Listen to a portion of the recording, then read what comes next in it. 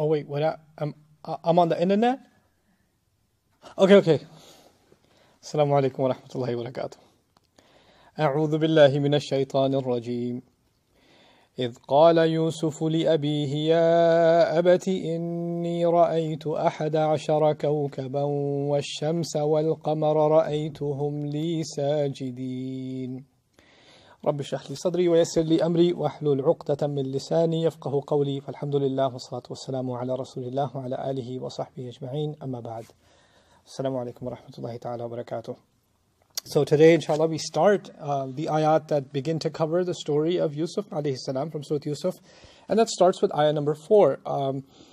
The thing to note about this surah is that the story is structured by way of scenes. So we're basically entering scene 1. And scene 1 is a very personal, private conversation that's happening between father and son. In fact, the son is the one initiating the conversation.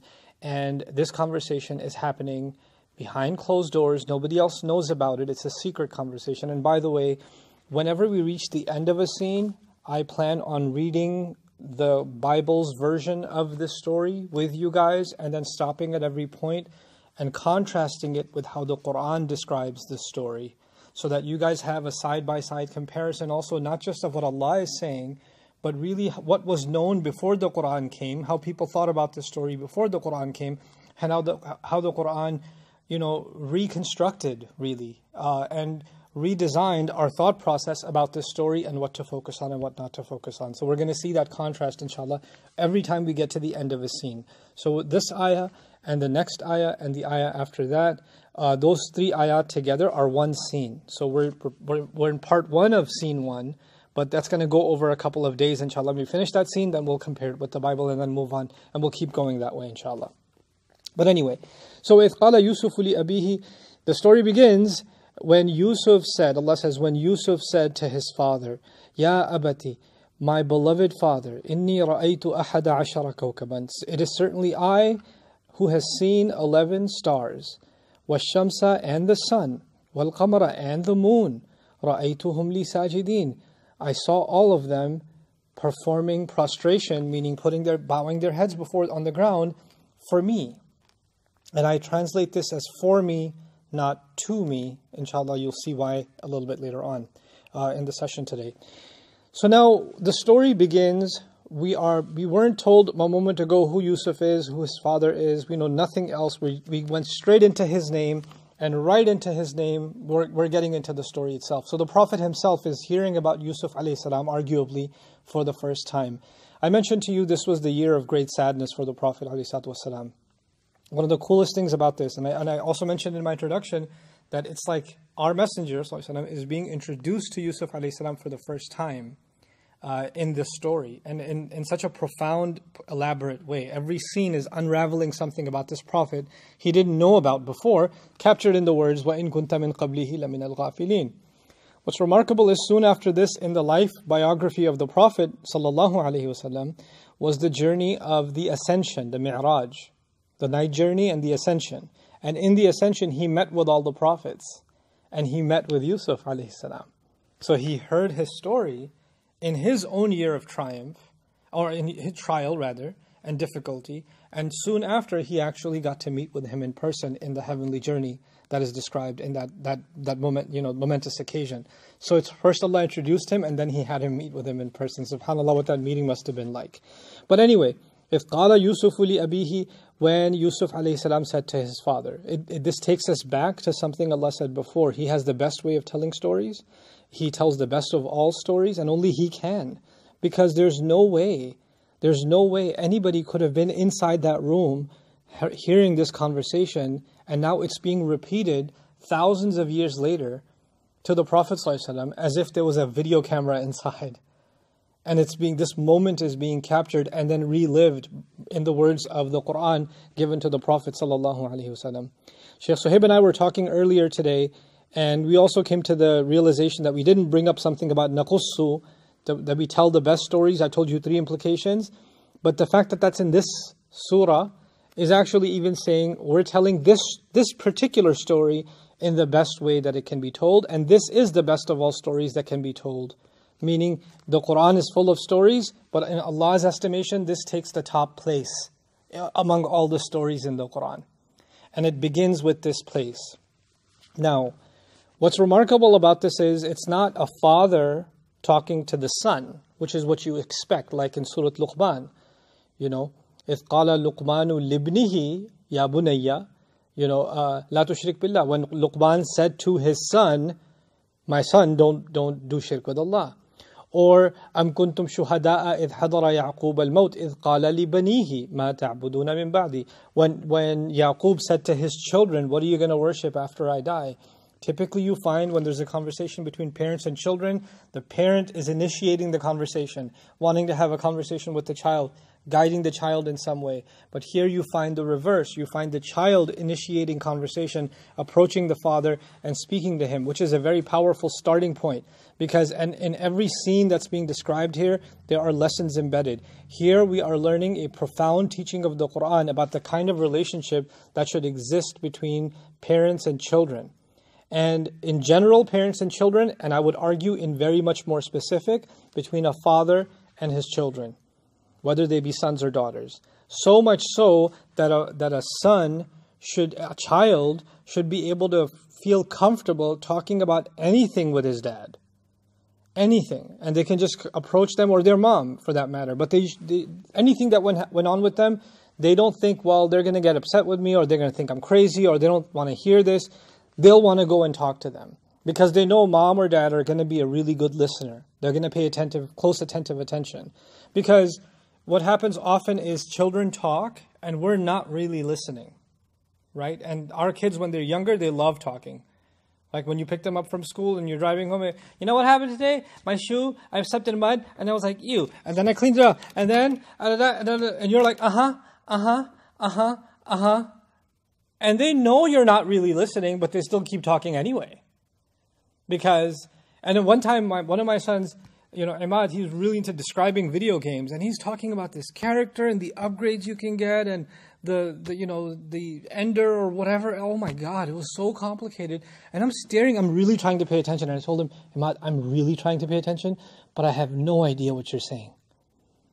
And he said, I know, but I'm going to keep going. And I was like, okay. He wants to talk to his dad. He wants to express and express and express. So there can be moments where our children really want to communicate with us. But the problem is when we are on our phone, or we're driving, or we're doing something else, and we're kind of hearing but not really listening to what they're saying, they pick up on that. Because there's an age in which our children are in desperate need of our attention. And they're not just saying what they're saying, there's something behind it. There's something else going on. And if you're just like, he saw a dream, but there was something behind it, right? So a lot of times our kids will say one thing, but attentive listening parents are going to hear that one thing, but they know there's something else behind it. If a child is acting up in a certain way, or they're usually not disrespectful, or they're usually not in a bad mood, or they're usually not easily agitated or something like that, and all of a sudden they're really aggressive, or they're acting agitated, or they don't want to eat their food, or something like, or they say a comment or they take a tone you don't normally see them taking, then you should pick up on not just, hey, that's not how you talk, show some respect. There's that, but there's something more behind it. What's going on? What happened today? Tell me what happened in school. Did somebody say something? Let's just open up. And you don't even have to get it, turn into an investigator. But even if you open up enough comfort where you don't have to ask what happened, your child is comfortable and safe enough with you that they're coming to you and telling you. And this is also guidance for kids. When something's going on with you, you need to be able to talk to your parents. Instead of just, they're not going to listen anyway. One time I told them one thing and they didn't listen to me. Therefore, I don't have to tell them anything because they never listen. Never listen is a bit of a jump, young man, young woman. Young lady, that's not how that works. Just because you feel like they didn't hear you some other time doesn't mean they don't have the right, or you shouldn't take it upon yourself to let them know. A lot of times kids don't tell you how they feel because they feel like they're not going to be heard. But kids should also know you have the right to be heard, and you should go and be heard. You should make the attempt to speak to your parents. And parents, on the other hand, are being given this guidance. What kind of dad is Yaqub alayhi salam that he doesn't even have to tell his son, if something bothers you, you can always come and talk to me? People can say that. People can say that because kids reach a certain age where they stop talking.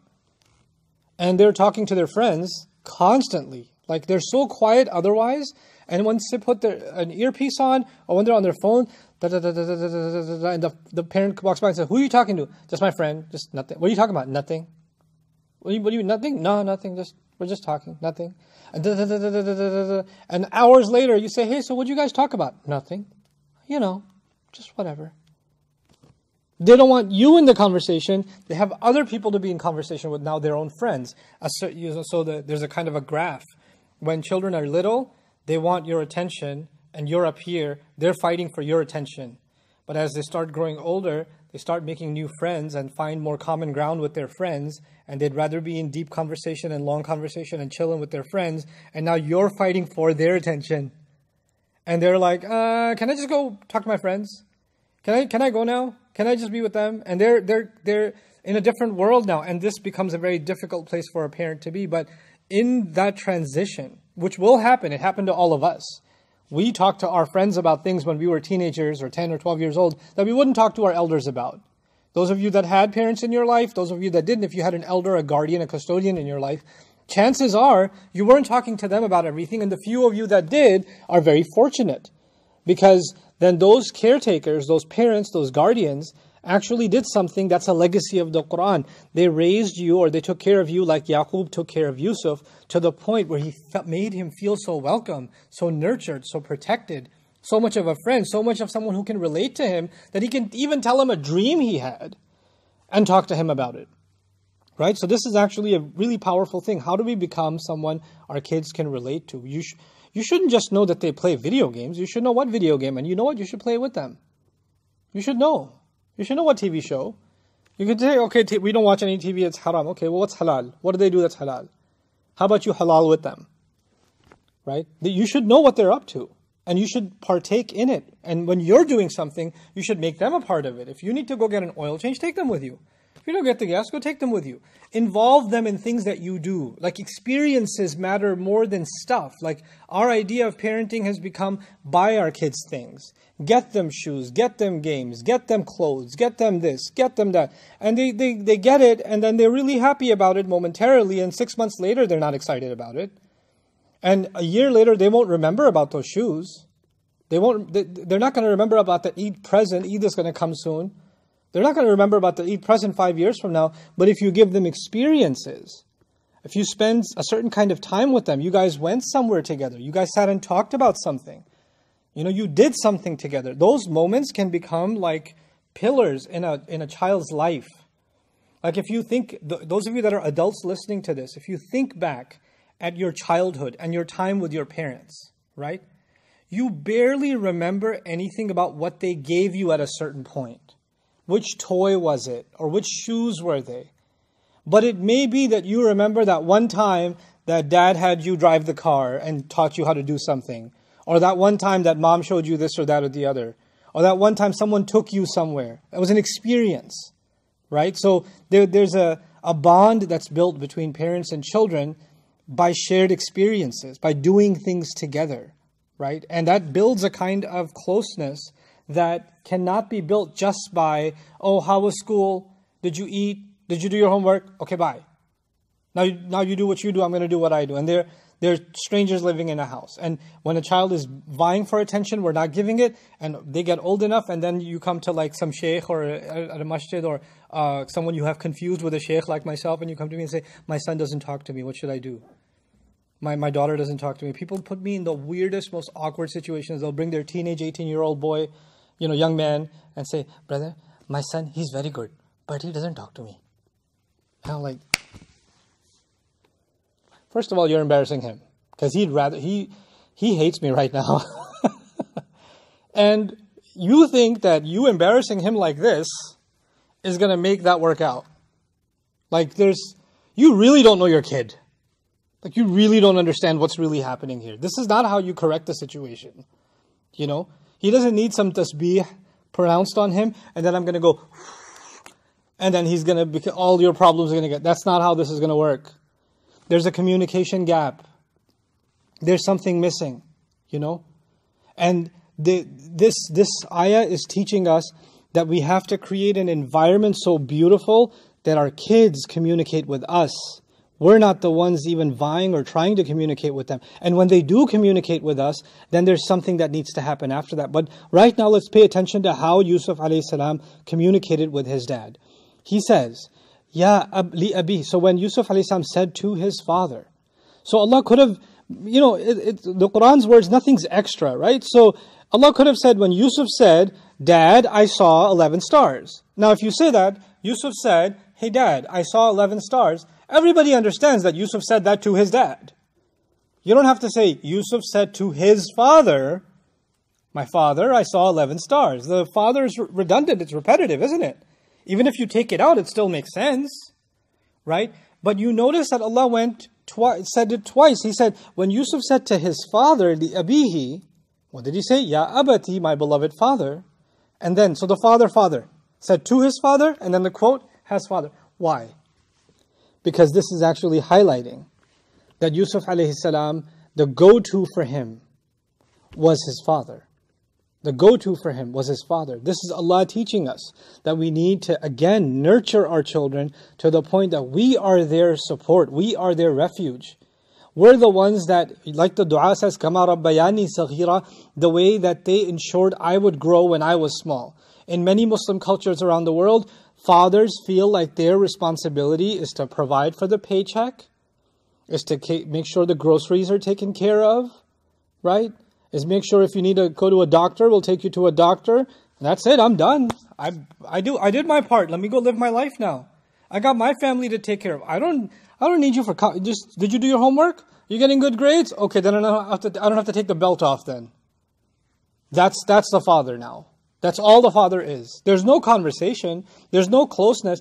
I actually did this a while ago. I surveyed I think it was 200 young men from different parts of the world. Just casual conversation. It wasn't a survey like a statistical survey, but I just have casual conversations. Hey, what's your relationship with your dad like? When you were growing up, were you best friends with your dad? Like, what kind of stuff did you do with your dad? Well, he took us to the park every once in a while. Yeah, what kind of conversations did you have? We didn't really have conversations.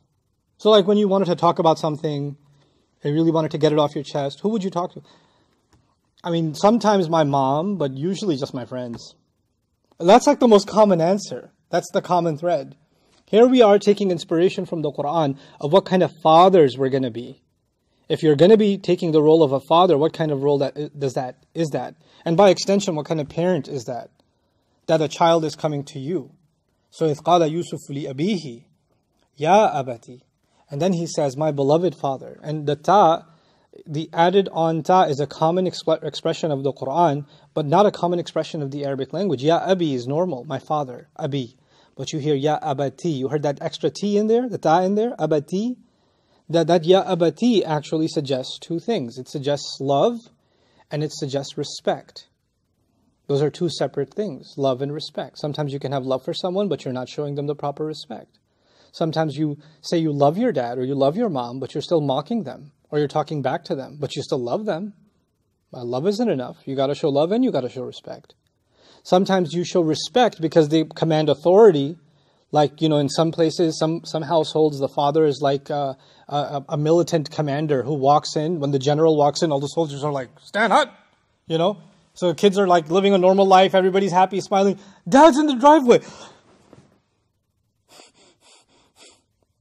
Sit straight, stop breathing, act normal. Because when he comes in, he doesn't want to hear a peep from anybody. You don't know what's going to make him explode in anger. So commanding authority is like commanding respect, kind of. Or you're so formal with your father that you can't be yourself. Or formal with your mother that you can't actually even be yourself. It's kind of a very distant relationship, right? What does the country singer say? He's gonna hug his mama. He's gonna shake my hand, right? So the mom he's friends with, and the dad he's just going to shake his hand. Because that's not the kind of thing they got going on, Here, you find in the words, Ya abati, he looks to his father with love. And he's a young child. But he's also been taught what it means to respect your father. Because he addresses him with respect. So, both of those things go hand in hand. In order to teach our children respect, we don't have to become dictators. We don't have to become authoritarians. And in order to show our kids love, we don't let them cross the line in love that they start becoming disrespectful when we let them get away with it because we love them too much. No, both of them have to go hand in hand, and that's beautifully encapsulated inside just the way he addressed his dad, Ya Abati. But now he's seen a dream, and this dream is very strange. I mean, the contents of the dream I translated for you, but I'll reiterate them. He's basically seen 11 stars, which is obviously a reference to the night, and stars are only visible at night, so he's seeing the night and he's seeing stars. But along with the stars, what should you see? You should see the moon, right? But he says, I saw the 11 stars, and I saw the sun, and I saw the moon. Now, even the order is kind of odd, because you would imagine I saw 11 stars and the moon, and then later on I saw the sun when the night ended, and I saw the sun. So the sun would be expected at the end, but no, strangely, 11 stars, the sun, and then the moon. Now, some have looked at this in a celestial kind of way because the stars and the sun are both actually stars. They're bodies in heaven that emit light of their own, and the moon is the only odd one out. It doesn't have light of its own. It reflects light, so it's put at the end. I don't believe in a astronomical interpretation of this ayah. What he's basically saying in this sequence is, by this strange sequence, he's already letting us know that he's extremely disturbed by what he saw, and he also knows that though what look like the stars, the sun, and the moon, what look like that, it seems he knows they're not actually the stars, the sun, and the moon. He knows that already. So he saw 11 stars, the sun, and by the way, he has 11 brothers, so it's not rocket science for him to figure out this might be referring to my family. 11 stars, 11 brothers. Then he's got the sun and the moon, that could be my mom and my dad, right? And so, وَالشَّمْسَ وَالْقَمَرِ. And it's interesting, in our personal lives, the role that parents are supposed to play versus the role siblings are supposed to play. Here you've got, I wondered a lot about, this dream that he saw. He could have said, I saw, 11 flowers and 2 trees. It could have been any objects, 11 of anything and 2 of anything else. But of all things, Allah in His divine wisdom decided to show him the symbolism of his siblings and his parents as stars for the siblings, and the sun and the moon as parents. And we know that in the surah, images and symbols are important. 7 cows are important. 7 tall stalks of grass, or of corn, of grain, that's important. The images that are going to occur in this surah are significant. So this image itself is significant. And Allahu A'lam, these are some of my own contemplations on what this might signify, but Allah knows best. Stars for the night sky are a source of beauty. They also might be a source of guidance and comfort, because stars are a means by which people are guided, navigating stars, right? So stars are, and that's only for people that are on a journey, that they might need advice. And it's kind of like our relationship with siblings. We may not depend on our siblings, but there may be times in our life where we need some guidance from a sibling, right? And they're not a need of ours, but they can be one at times. And a sibling should be someone that beautifies your life. They beautify your life. And when you look up at the sky, they're there. Meaning you're not on a day-to-day basis necessarily dependent on your siblings, but they are a part of your life and they're always there. Like you're always there for your siblings, even though one of you moved to Karachi and the other one lives in Australia or whatever, and you've got your own lives. But if there's a moment of need, you're going to be there for each other, right? So it's kind of like this relationship we personally have with the stars, right? But the sun and the moon play a daily role in our lives. The sun and the moon are actually fundamental to our survival. I had actually Sammy look into and search for me even the role of the moon, because obviously the moon affects the tide on this planet, but the tide is directly tied to regulating the temperature on this planet. Otherwise, we'd end up in another ice age. We'd end up in another. It warms the poles because of the movement of the tides. So the tides are, so it's a big part of this. The sustainability of life on this planet is the way that the oceans function. And the ocean's function is directly tied to the different phases of the moon. Obviously, arguing the importance or the necessity of the sun is not something I'm going to do in this lecture. You guys already know that, how important the sun is for our survival. As if to, and it's not to say which one of these. Is the sun the mom and the moon is the dad? Or is the sun the dad and the moon is the mom? We could have our own theories about that, and it could go either way. There are arguments for both. But it's interesting that if you just contemplate the sun and the moon, you get something else. The sun, the earth revolves around it. But the moon revolves around the earth. Right? So we're revolving around the sun, and the moon is revolving around us. Right? And it's kind of like the two dimensions of the parental relationship. You've got us at a certain age where we are running to them, we're coming to them for care. And then our parents, as they age, they go through different phases, but they start becoming in some ways more dependent on us. And they start turning more and more towards us, and they're in need of us. Right? And they, in some sense, may even revolve around us. But regardless, even when they come to us, we're the beneficiaries. We're actually the ones. The moon isn't benefiting from the earth.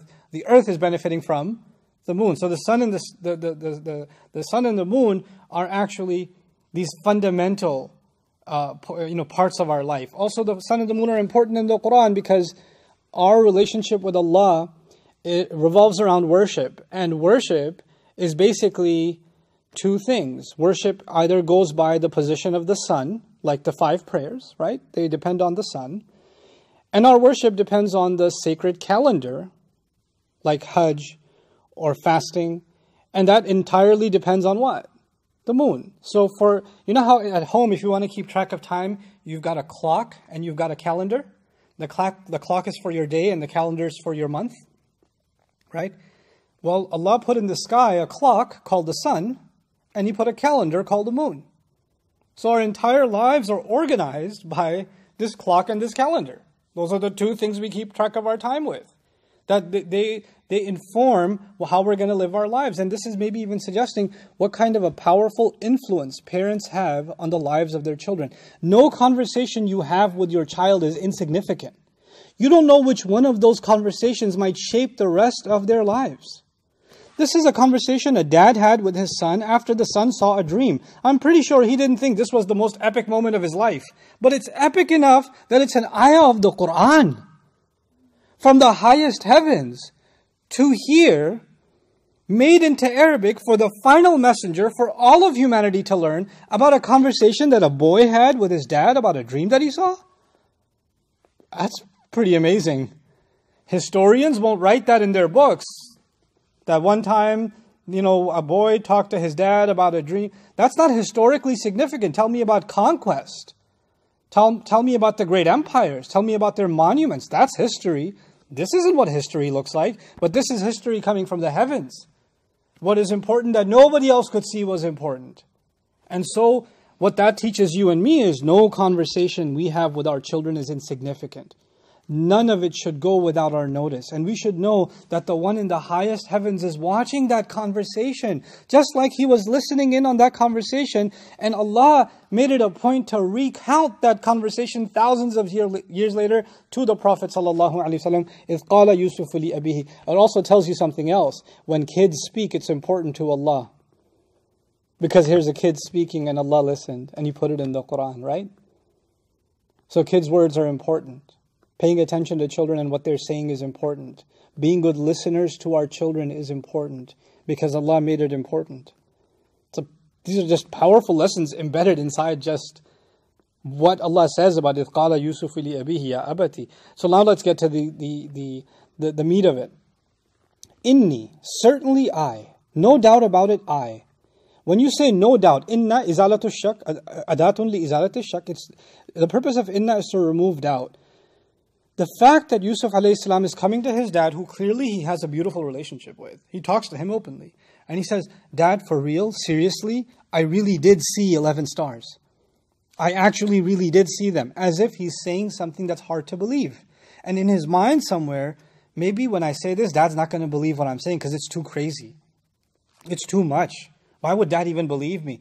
But there's another side to it. When children experience something shocking, then they add words like really. No, but that really happened. You know what really happened? No, seriously though. No, that's what happened. And their eyes bulge out, they're excited. So there's a tension, there's a stress in the way that Yusuf alayhi salam is speaking, captured inside inni. You see the i'rab of it. Inni is harf nasiba, and it's the and the damir muttasil is the ismu inna, and that's the mubtada, and ra'aytu is the khabar, and it's a jumla fi'liya fi mahalli raf'. We could do that too, but that's just the grammar. But beyond the grammar is the actual natural language. I actually did see this, Dad. What did I see? And before he says it, he made sure he let his dad know that he loves Dad and he respects Dad, right? Ya abati? Because he knows what he's about to say might sound disrespectful. And when you read the Bible version, you'll see that in their version, the father actually got offended. What'd you just say? Oh, we're going to do sajda to you? Like they actually have that interpreted. That's in their version. But we don't have that here. He's already preempting that, Dad, I don't mean to sound disrespectful at all, but I saw this. I don't know who else to talk to.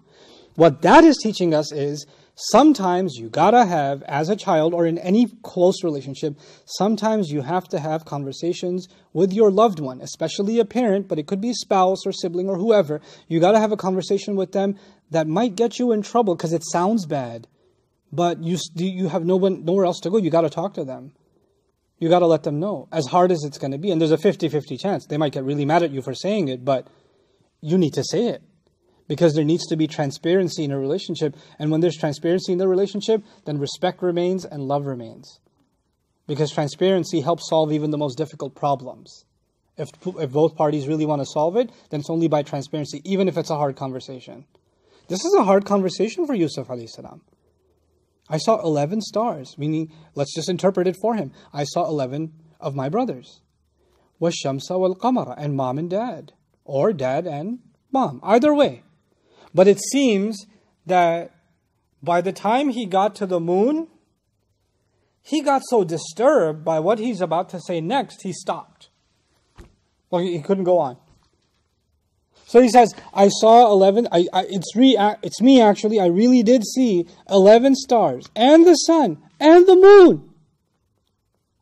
And there's a pause. And then he says, رَأَيْتُهُمْ, I saw them. I saw them. Now why? You already said I saw. He already said that, right? And now he's saying it again. Why is he saying it again? Now some say, one interpretation is, he said it again because the first time he saw them as 11 stars and the sun and the moon. And the second time he saw them doing something that the stars and the sun and the moon don't do. So it's like, you know what I saw them doing? It's kind of like that. When he gets to that part, you know what I saw? I saw them doing sajda for me. Why to me? Why for me? So he gets to the part that bothers him so much because it's so out of the ordinary that he starts over. That's one interpretation.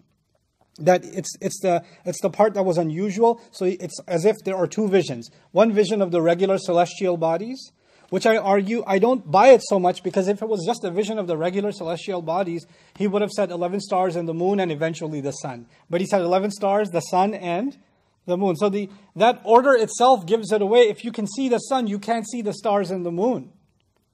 Because the sun blinds those two. So he knows they don't really represent them in their original form. Something else is happening here. But there is one thing to note here.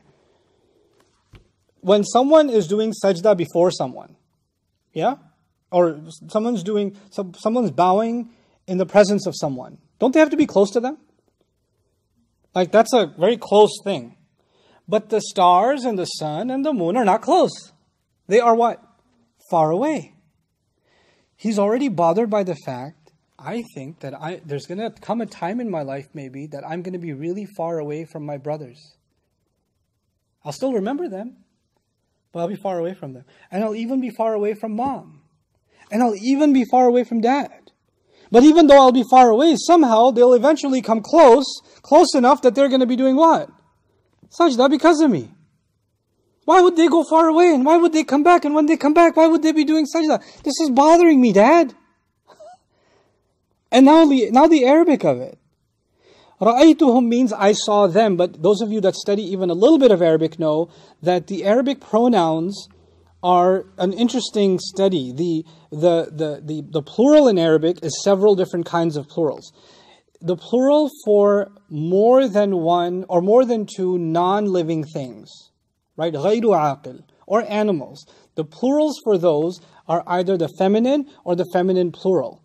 So the skies are either hiya or hunna. Sawwahunna sab'a samawat. Hunna means those women, but it can also be used for inanimate objects. Here, we're supposed to be talking about inanimate objects. Stars, sun, moon. So he should be allegedly saying, رَأَيْتُهُنَّ لِي سَاجِدَاتٍ. The feminine versions should be used because non-human plurals are feminine in Arabic. Or رَأَيْتُهَا لِي سَاجِدَةٍ, because they're jama' taksir. They're plural, non-human. And so altogether, I saw them. The word them would have been رَأَيْتُهَا or رَأَيْتُهُنَّ. But the Arabic is رَأَيْتُهُمْ. These are the words of this boy, alayhi salam. He's saying, I saw them. And the word for them that he used is only used in Arabic for people. It's not used for anybody else. So as he's speaking, he's already interpreted the dream. And you could see that the part that bothered him the most, the way he described, okay, my brothers will go far away, but eventually they'll be humbled before me. My mom and dad will go far away, and I'm supposed to be humble to my parents. But my parents are going to be humbled before me. They're going to fall into sajda for some reason for me? Wait, what? I don't get it. And that's the part that bothered him so much that he had to start over. And then he said, and then he couldn't just say the sun and the moon were doing sajda. Like the 11 stars and the sun and the moon did sajda. Because then the sun and the moon, mom and dad and mom did sajda is all too close together. So he replaced the word mom and dad with the word them, which is less painful to say. Because it bunches the part that bothers him less and the part that bothers him more together. It's more digestible for him to get that out. And he says, I saw them doing sajda. Then there's the matter of the sajidina, the una, ina. Those of you that studied a little bit of grammar with me, and if you didn't, I encourage you to do it on Bayyinah TV. Do a little bit of the dream program. If a plural has una or ina at the end, generally speaking, that's for people, including men and women. Okay, like muslimuna, muslimina, muslimina. Here you see sajidina, which means he's referring to those who do sajda in the masculine, human, plural form, which includes the feminine, which includes the females. But it's not the inanimate, meaning without life. Then the problem is, in jumla fi'liya, you say ra'aytuhum. So you say the maf'ul bihi, and that, or you say the hal, and then you say the jar majroor. So the expected sequence in Arabic would have been رَأَيْتُهُمْ سَاجِدِينَ لِي. That would have been the expected sequence. But here you find in the Quran رَأَيْتُهُمْ لِي سَاجِدِينَ. The li is what's called muqaddam. It's brought earlier. When it's brought earlier, what it suggests is, one of its suggestions is at-ta'jib. It's a kind of shock. Like, me? Sajda of all things because of me? For me? And I keep saying for and not to, right? So he's bothered by him being the center of attention right now. That's what he's bothered by. And the other thing that's here that that really deserves our attention is a theory. I'm not claiming it to be correct. I'm claiming that I believe it to be correct. So I'm giving you a disclaimer ahead of time. This is not the conventional view of most people that talk about the interpretation of the Quran, including our illustrious scholars. It's something I'm convinced of, and I'm giving you that disclaimer ahead of time before I share what I'm about to share with you. I have a personal position on the concept of sajda, of putting your head on the ground in the Quran. I believe that Ibrahim alayhi salam was charged with the building of the Kaaba for the purpose. One of its purposes was that sajda should only be done to Allah. Because when he gave him that house, he said, antahira baytiya, that you should purify, you and Ismail should purify, both of you should purify my house, لِلطَّائِفِينَ وَالْعَاكِفِينَ وَالرُّكَّعِ السُّجُودِ. You should purify my house for people who do tawaf of it. They go around it in circles, circumambulate, I don't like that word. It's too big. وَالْعَاكِفِينَ, and those who stay there in devotion and prayer, like i'tikaf. وَالرُّكَّعِ, and the people who do ruku'. وَالسُّجُود, the people who do what? Sajda. So you're building my house for all of humanity to do sajda to who? To Allah. Now, in the Quran also, Allah says, لِلَّهِ يَسْجُدُ مَنْ فِي السَّمَاوَاتِ وَمَنْ فِي الْأَرْضِ. It is only to Allah that whoever in the skies and whoever's in the earth does sajda. Only to Allah. Lillahi yasjudu man fis samawati wa man fil ardi. Okay. But then you find in the Quran sajda that seems to be not to Allah. You find sajda being done by the angels when Adam was created. That seems to be a sajda being done to Adam, not to Allah. Then you've got the magicians, the sorcerers in the story of Musa. They fell into sajda. It seems they fell into sajda before Musa, not before Allah. Then it seems here the interpretation eventually is going to be that they fell into sajda to who? To Yusuf, not to Allah. But I already said Ibrahim a.s. built the Kaaba for sajda only to be done to Allah. And Allah says, only to Allah does everyone in the skies and the earth does sajda. To me, the problem is easily solved. I believe Ash-Shinqiti rahimahullah in his tafsir has commented on this issue also, and it's more in line with what I'm saying, though my position on this came before my reading of Ash-Shinqiti. So I'm not using him as validation, but it is, I believe, mentioned in his commentary. And that is that the lam can be used for illah. And what that means is, the magicians fell into sajda in the story of Yusuf, not to Yusuf, but because of Yusuf. For Yusuf, meaning for what Yusuf did, they saw the magnificent power of God and they fell into sajda. When you study sajda as a theme in the Quran, you will find whenever something miraculous happens, people are so overpowered by God's mighty plan or God's ability to and power over all things that they basically collapse. They basically collapse. The angels were commanded to do sajda to Allah because but Allah has created such a magnificent creation that they are in awe of their maker at what He has made. You know, Pakistanis will understand this easily. If y'all ever win a World Cup, then we fall into sajda because it's a miracle. Let's just face it, that was divine intervention. So I fall into, when something incredible happens, you fall into sajda and it's always to Allah. It's when they saw the divine plan come to fruition, they were humbled before Allah because of Yusuf, for Yusuf, but not to Yusuf. That's why I'm saying for. So I don't believe that these sajdas happen to them. Now in tafsir literature, we find people saying this is sajda to takreem, that before Quran, it was okay for you to do sajda to other than Allah out of respect. So that's that opinion, right? But I did not find a single authentic hadith attributed to the Prophet ﷺ, nor do I find anything in the Quran explicitly that compels me to accept that view. So there's nothing blasphemous about, not accepting that view. And finally, why did I bring up Ibrahim a.s.? Because Ibrahim a.s. taught his children Islam, and he was the one who built the Kaaba. So he taught his children Islam, and he taught them how to do sajda only to Allah, yes or no? Why would he build the Kaaba, and then he teaches kids, by the way, you can do sajda out of respect to others too sometimes? Doesn't make any sense. The Kaaba is built so you do sajda towards it. That was its ultimate goal. We are the religion of Ibrahim alayhi salam. That religion restores the place of the Kaaba. So I have a hard time thinking that Ibrahim alayhi salam had a different version of the worship of sajda in which sajda to someone other than Allah was possible. And later on, after the Prophet ﷺ, that was expired and now you can only do sajda to Allah. I have a hard time accepting that as a logical thing. And Ibrahim a.s. teaches his son Ismail and he teaches his son Ishaq. And I'm pretty sure, even though those two kids are from two different moms, he teaches them the same Islam. And Ishaq is younger. Which means the Kaaba is already built. So he's teaching Ishaq the same Islam, right?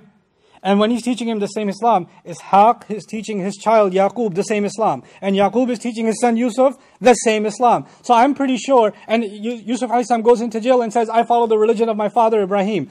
It's the same Islam in which sajda is only done to Allah. And there was a house built for that purpose. There was an actual house built for that purpose. Which is why even generations later, with Musa a.s., when he went into Madian, he already knew what Hajj was. He already knew in the Quran, Thamaniya Hijaj. You're going to work for me for 8 years. The man whose daughter he married, he said, you're going to work for me for 8 Hajj. Where is Musa a.s. going to get Hajj from? From the legacy of his father Ibrahim a.s. So that's why to me the sajda is to Allah and to Allah alone. Even in this story. It's because of a miracle that was granted to Yusuf, but not to Yusuf. That's at least my view. Again, you're free to disagree with that view. But anyhow, so إِذْ قَالَ يُوسُفُ لِأَبِيهِ يَا أَبَتِ إِنِّي رَأَيْتُ أَحَدَ عَشَرَ كَوْكَبًا وَالشَّمْسَ وَالْقَمَرَ رَأَيْتُهُمْ لِي سَاجِدِينَ. Dad, I saw that all of them are bowing because of me. What is so miraculous about me that they should be doing that to me? I'm bothered by this dream, and I decided to tell this to you, but I don't mean any disrespect. I don't mean any disrespect. Now, he's going to say this, and what's remarkable is that later on in this story, there's a king, and the king is a pretty VIP guy. You can't compare the social role of a king to the social role of a child in a village that is the son of a shepherd. It's different worlds. And the king will also see a dream, right? So you've got a boy seeing a dream and you've got a king seeing a dream. And the king says, this dream is bothering me. Can somebody tell me what it means? Right? This boy saw a dream. He already knows what it means, but he wants to share it with his dad because he can't keep it to himself. Clearly, he already knows what it means. He's going to tell his dad. The king sees a dream, doesn't know what it means, and he's going to talk to people. And his people get paid to give him advice. They're on a salary to give, and they've got a pretty high position to be his advisors and counselors. Right? But the response they give him is, Ajdathu ahlam. I mean, you probably had too much spicy food last night. This is just, jumbled thoughts. We can't interpret that. I mean, you're our king, and we're supposed to, go with everything you say, but we're not going to inject ourselves with disinfectant. No, I'm kidding. We're going to go with everything you say, but what's ridiculous is ridiculous. This doesn't mean anything.